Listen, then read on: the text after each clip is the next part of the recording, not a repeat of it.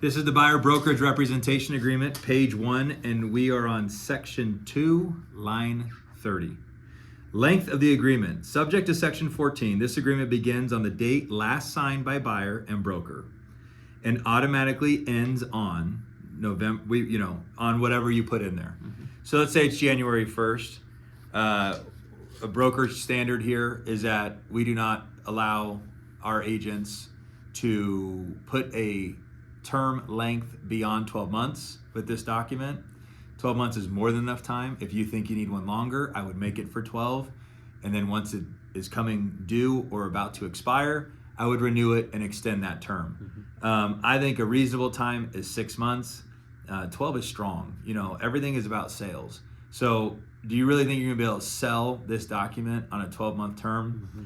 Maybe, but I would put in there no longer than 12.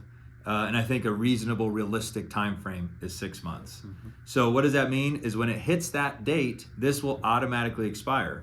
That was a very important word here. Subject to section 14, this agreement begins on the date last signed by buyer and broker and automatically ends on blank.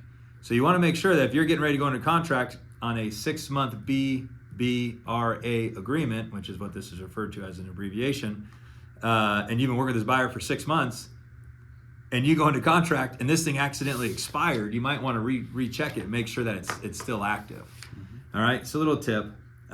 Or it expires upon the closing of a transaction, whichever is later, and that's called the term. That's number 2.